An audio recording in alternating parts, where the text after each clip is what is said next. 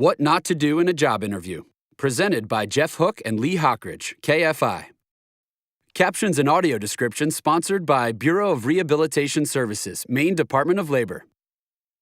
Captioned and audio described version. The following job interview takes place in a room with 2 office chairs, a table with a glass of water, a cell phone, a framed picture of family members, and a fan. The interviewer is a tall man with gray hair, a gray beard, and steel-framed glasses. He is wearing a sports shirt and jeans. He holds a pen and notepad that he periodically refers to. This video is introduced by another man with a gray beard and wireless glasses who later plays the job applicant. Hello there. You're about to see a videotape of an interview with a gentleman who's looking to interview for a job that he probably won't get. Can you tell why? Come in. The applicant enters. He's wearing a cap with a brim at a very odd angle. His shirt is unbuttoned nearly to his waist. He sits down and slouches in his chair. Good morning. The applicant looks around. How you doing? Mr. Smith. The applicant barely acknowledges the interviewer. How are you today? The interviewer sits down in the other chair, I'm pretty good. and they shake. The applicant shrugs. I called you in today because we're interviewing. We're getting ready to hire a double shift. The applicant looks out a window, then examines a water glass. Oh, We're getting ready to hire for a double shift at the KLC company. yeah. Could you tell me a little bit about yourself? The applicant raises his hands like, I don't know. What do you want to know? Well, I tried to gather a bunch of information off your application, but a lot of it I couldn't read. I couldn't read your writing in some of it. So you do live local. The applicant coughs. The interviewer watches. Are you okay? I'm okay. You do live local. I do. The applicant takes a drink of water from the glass. Do you have transportation? The applicant rolls up his pant cuff. Yeah, I can get to work. So you have a car I got a motorcycle. and you have a license. So do you drive the motorcycle even if it's rainy weather? What do you do in the wintertime? I'll have a car by winter. The applicant raises his hands in a dismissive gesture and looks out the window. So there is a dress code here. You do have to have some safety equipment. Do you have steel-toed boots? No. Okay, you do. Were you aware? Do you know what we do here at KLC? You guys, well, yes, you guys do the thing with the, no. I guess So, not. what provoked you to apply for us if you don't even know what we do here? How do you know you want to do that type of work? I thought you guys were just like some type of factory place. I can do anything. I'm a good worker. Okay, so you have no idea basically what we do here. The applicant reaches across the desk. Those are big. He stares at a family picture. Excuse me, that is my family. Oh. Those are my 2 daughters. The interviewer carefully takes and places the picture at the back of the desk. Are you okay? I'm okay. Hey, I'm a good worker, man. I'm the one you want. So, I can do this job, whatever you need me to do. I'm glad that you feel that way, but you not knowing what we do here, it concerns me a little.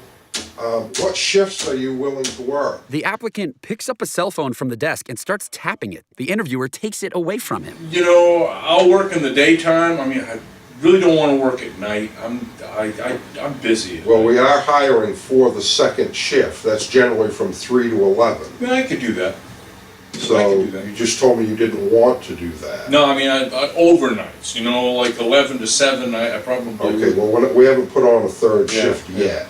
So, some of your previous work, you didn't have a lot listed there. The applicant bends over and ties his shoelace.